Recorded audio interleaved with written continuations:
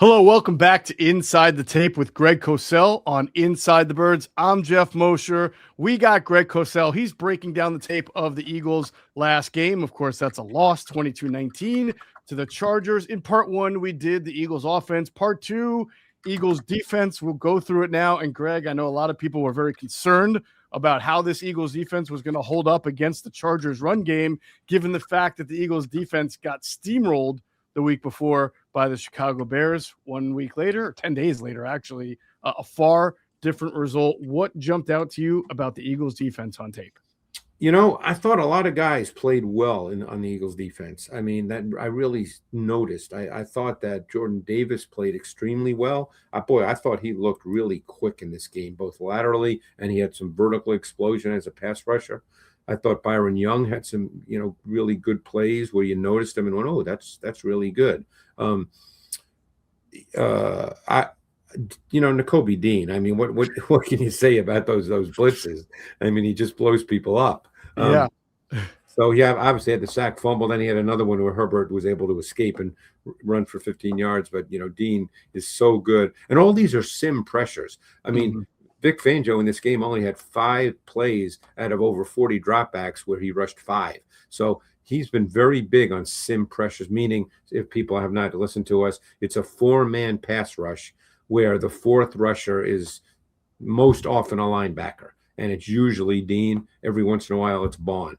Now, we did have a 5-man pressure in this game where I remember DeJean was the 5th rusher coming off the edge, but he doesn't usually use DeJean as a blitzer, even though he's a slot player, and he's not a big 5-man rush guy. And they were getting people around Herbert. They had 7 sacks, with the exception really of Dean's sack. Most of them were kind of secondary sacks, which they still count, but they didn't happen within 2.5 seconds.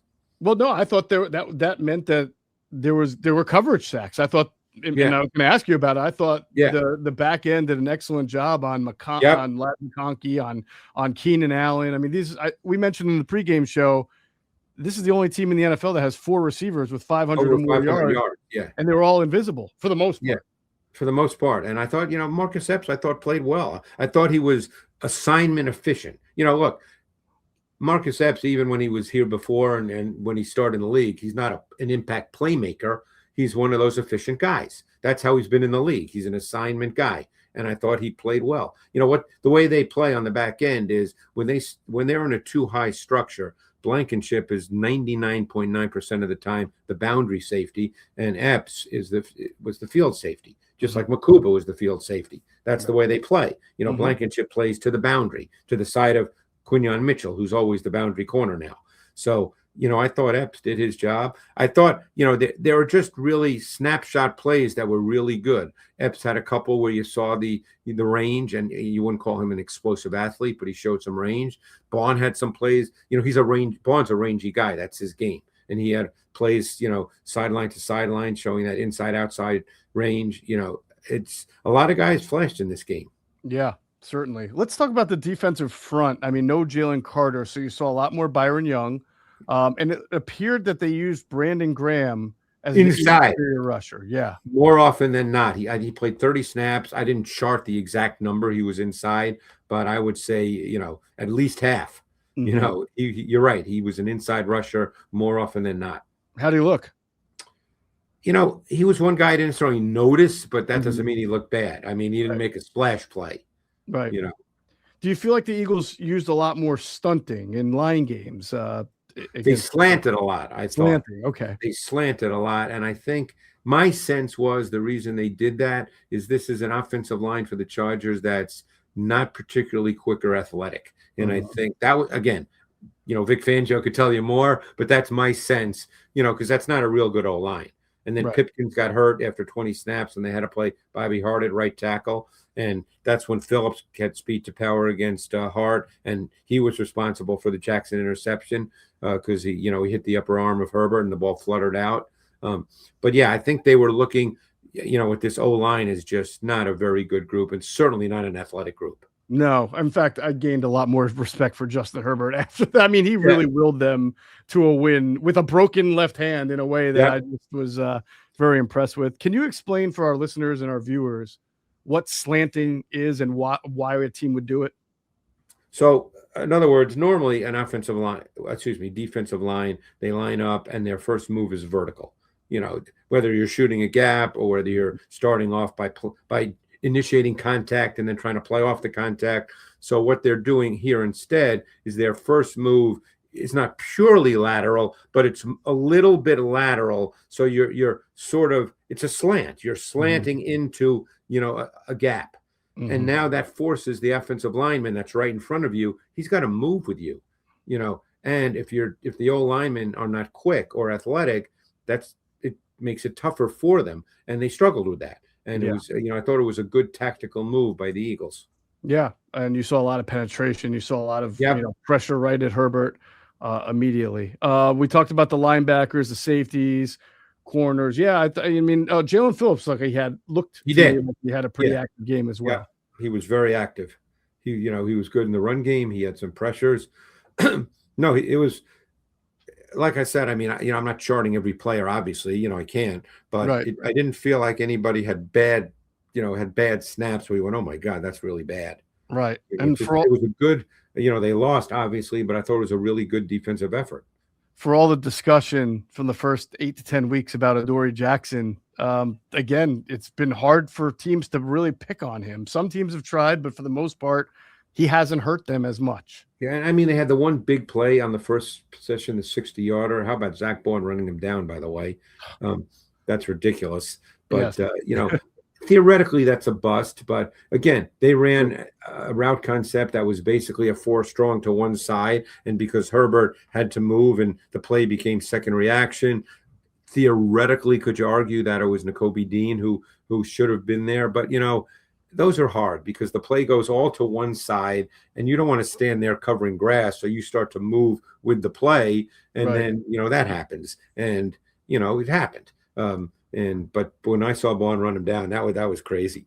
Yeah, it was. I mean, the athleticism at linebacker, they did get Jahad Campbell on the field for 7 snaps, but Vic's just having a trouble. And we'll see. We've already talked about it and we'll see if in a few seconds why he's having trouble taking Nakobe off the field or Zach Bourne off the field. And you're not going to right now. The way Nakobe Dean's playing, Zach Bourne, I mean, you're not taking those guys off the field. Not at all. So before we get to watch it, I guess I'm baffled a little bit because sometimes the Eagles put things on tape that you expect the opponent to eventually figure out because they do it so much. And it seems like every time Nakobe Dean comes on a sim or he comes on a creeper pressure as a fifth man, like he's getting through and a lot of times unblocked. And it's almost that's a function of what the front alignment is. Mm-hmm. See, they align their front so that basically the center and whichever A gap they want him to go to, there's obviously 2 A gaps, one on each side of the center. Yeah. So whichever A gap they designate for that particular sim pressure they want him to go through, they make sure that with their front alignment that the center has to block a defensive tackle. Right. And that the center can't respond to Nakobe Dean because when they do this with him, he routinely gets through that A gap clean, and that's a function of how they align their front. Hey, it's Jeff Mosher, and if you have a family and kids at home like me, you always want them to be fully protected. That's why I'm thrilled to be a Simply Safe customer, and our house is equipped with the most technologically advanced alarm system that you can get.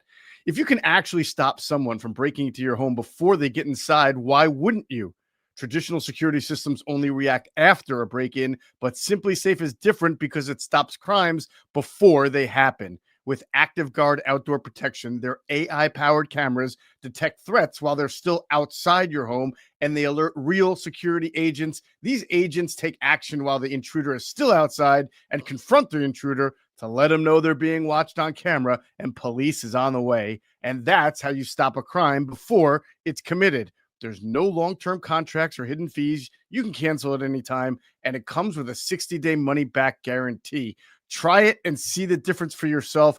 Do not miss out on Simply Safe's biggest sale of the year. Get exclusive early access to Simply Safe's Black Friday sale, 60% off. There'll never be a better time to get real security for your home. That's 60% off their new Simply Safe system at simplysafe.com/birds. simplysafe.com/birds. There's no safe like Simply Safe. Hey, I still like a good night out, but I'm not always in the mood to drink. And that's why I looked for a great alternative and I found one.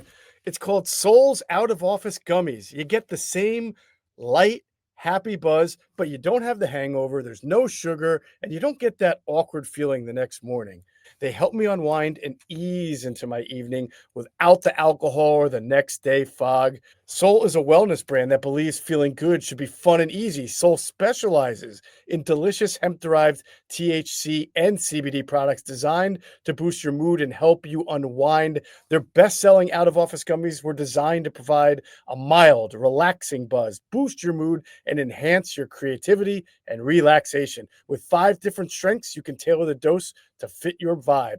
From a gentle 1.5 milligram microdose to their newest 15 milligram gummy for a more elevated experience. They've also got a variety of products specifically designed to help you get a better night's rest, including Soul's top selling sleep gummy, a fan favorite for deep restorative sleep. So bring on the good vibes and treat yourself to Soul today. Right now, Soul is offering our audience 30% off your entire order. So go to getsoul.com and use the code BIRDS, BIRDS. That's getsoul.com, promo code BIRDS for 30% off. Well, let's take a look at how he was impactful here. This is earlier in the game. And is this a sack fumble? No, this is where he comes on a 5-man rush. It's okay. not a sim. And I believe he causes an incomplete pass here. As we so this is a 5-man, yeah. Yes. So let's re-roll back and roll up what they're doing here, because they're really just showing a 4-man front at first. Yeah. Now this is interesting. When I saw this again, I thought this could have been a mistake, because look at the front of it. It's your basic, conventional 4-man front. Mm-hmm. So, when I saw this again, because I don't know the protection call, but I was trying to figure out, like, what is the center looking at here? Right. I had the same thought. So I don't know the answer to that. Maybe it's a mistake. Maybe it's, I don't know. Now he's sliding immediately to his left. Right. If that's the call, I guess I'd be surprised if that's the call, because they're an empty. They don't have a back to pick up Dean. So, right.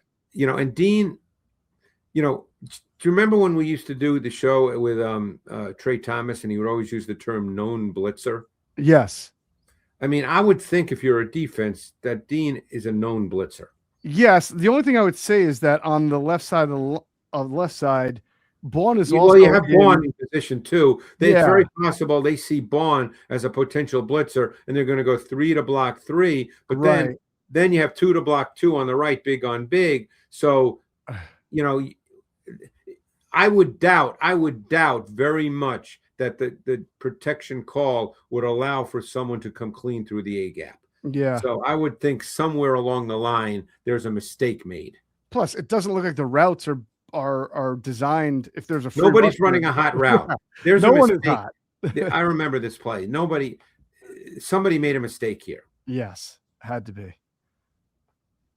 Because you would have thought someone, like, right here, one of the receivers turns around and presents himself, but no, that's not the case, and it winds up being an easy sack there for Nakobe Dean. But again, untouched. But we've seen that happen a couple of times this year. So let's look at the Nakobe Dean play where he does cause the fumble and diagnose that a little bit. So this was a sim pressure. And they've got a blocker for him here, so they're going to rush 4. Yep. So, I mean, he's going to hit the A gap. The back is Hampton. Hampton goes to meet him, but he can't really, Hampton can't get set because it happens so fast. So he ends up blowing him up. But, Hampton could not set his feet with any kind of firm base. And Dean just, he's so good with this velocity, the velocity, the short stroke power. I mean, seems like he does this every week. Yeah. Now you can add. Here's a classic example of what I was talking about with the front. Okay. Because look at the front. They've got a 1 technique with Davis, and the center's got his eye on him. He can't ignore Davis. Right. And then you got a 3 technique, and you got a wide 9. So now Mm-hmm. the left tackle's eaten up by Hunt. When I say eaten up, that's how they map out the protection. So if Right. you're mapping out this protection, what you Mm-hmm. have right now is you're going to have the left tackle on Hunt. You're going to have the Mm-hmm. left guard on Young. You're going to have the Yep. center on Davis.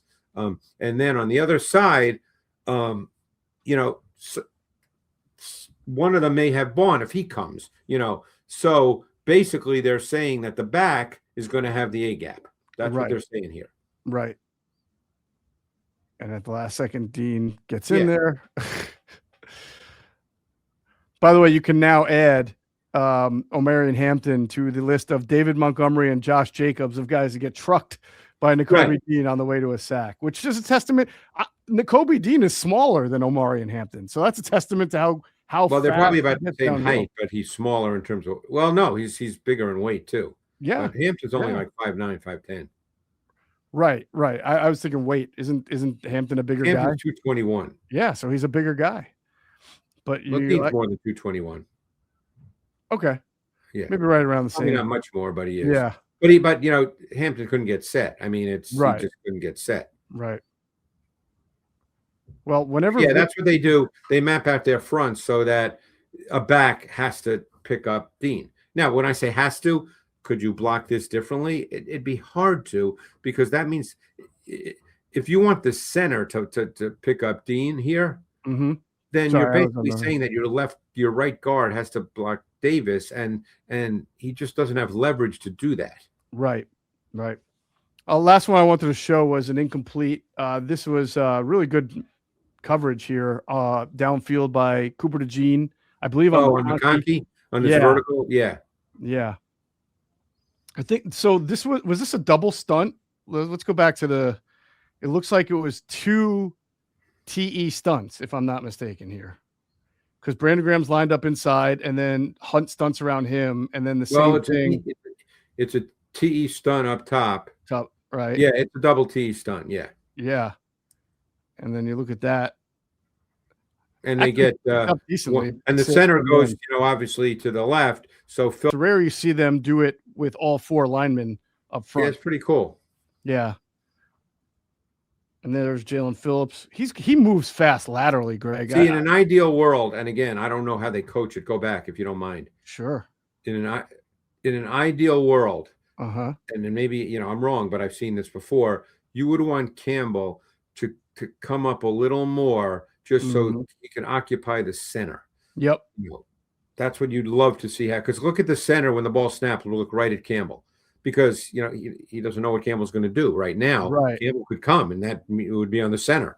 Right. So, you'd want him just to be a little. I think Vic might teach it differently. They might teach it differently, but I've seen this in the league with a lot of teams. Because what you're trying to do with stunts, obviously, is not have anybody be able to help. Now, because it's a double stunt, the center helps on the left side of the offense, and he's in position to block Hunt as the looper on that side, and therefore there's no one in position to block Phillips as a looper on the other side. Yep. And by the way, that's Mekhi Becton, who's getting beat there at right guard, I believe, by Jalen Phillips. Well, it's tough. I mean, it is tough. Yeah. Again, these stunts are hard. Mm-hmm.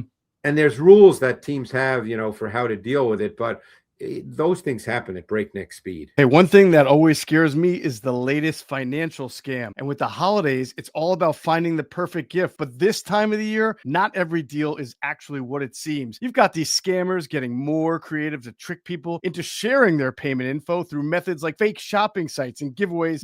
They're too good to be true. Luckily, Cash App's 24/7 fraud monitoring helps detect and alert for unusual card activity should someone gain access to your card. So you can act fast if something seems off. You can also lock or unlock your Cash App card instantly right in the app for extra control and peace of mind. Stay one step ahead of these scammers this season. Keep your money secure with Cash App. For a limited time only, new Cash App customers can use our exclusive code to earn some additional cash. For real, just download Cash App, use our exclusive referral code, SECURE10 in your profile, send $5 to a friend within 14 days, and you'll get $10 dropped right into your account. Terms apply. That's money. That's cash. Cash App. Cash App is a financial services platform, not a bank. Banking services provided by Cash App's bank partners. Prepaid debit cards issued by Sutton Bank. Member FDIC. Promotions provided by Cash App, a Block Incorporated brand. Visit cash.app/legal/podcast for full disclosures. Hey, Philly fans, game day is stressful enough. Parking, traffic, long lines. We've all been there.